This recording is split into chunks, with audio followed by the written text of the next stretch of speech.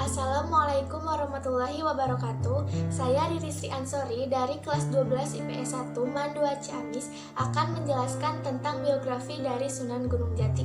Sunan Gunung Jati atau Syarif Hidayatullah adalah salah satu dari Wali Songo, sekelompok ulama yang menyebarkan Islam di Pulau Jawa pada abad ke-15 dan ke-16.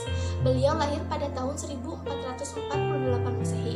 Ia berasal dari keluarga bangsawan, yakni ayahnya adalah seorang raja Mesir, sedangkan ibunya adalah keturunan raja dari Jawa. Ibunya bernama Nyai Rara Santang binti Prabu Siliwangi. Nyai Rara Santang pergi haji ke Mekah bersama kakaknya Pangeran Cakrabuana. Selama tinggal di Mekah, ia nyantri di Syekh Bayanullah, adik Syekh Datuk Kahfi. Syekh Datuk Kahfi adalah ulama asal Mekah yang menyebarkan Islam di Cirebon. Nyai Rara Santang dan kakaknya berguru kepadanya, dan gurunya tersebut memerintahkannya untuk segera menunaikan ibadah haji ke Mekah.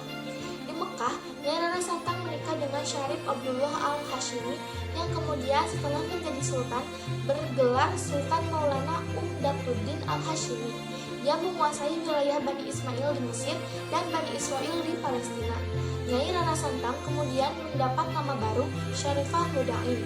Syarif Hidayatullah melalui lembaga wali sama selalu mendekati kakeknya, yakni Jaya Dewata atau Prabu Siliwangi, agar berkenan memeluk agama Islam, seperti halnya neneknya Nyai Subang Larang yang memang sudah lama menjadi seorang muslim jauh sebelum menikah dengan Prabu Siliwangi. Tetapi hal tersebut tidak membuahkan hasil. Sunan Gunung Jati memiliki beberapa istri dan anak. Ini merupakan istri yang tidak mempunyai keturunan. Di antaranya ada Nyimas Babadan, Nyimas Pakuwati, dan Aumtien.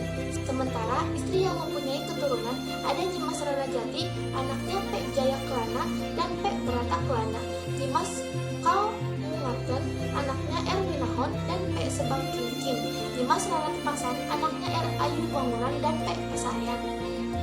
Sejak muda, Sunan Gunung Jati sudah menunjukkan minat besar terhadap ilmu pengetahuan dan agama. Beliau pergi ke Mekah dan Baghdad untuk menuntut ilmu. Di Mekah, ia belajar selama 4 tahun dan berguru kepada Syekh Tajuddin Al-Kubri serta Syekh Ataullahi Sadzili. Sementara di Baghdad ia belajar tasawuf. Setelah menuntut ilmu di Timur Tengah, Sunan Gunung Jati pergi ke Nusantara.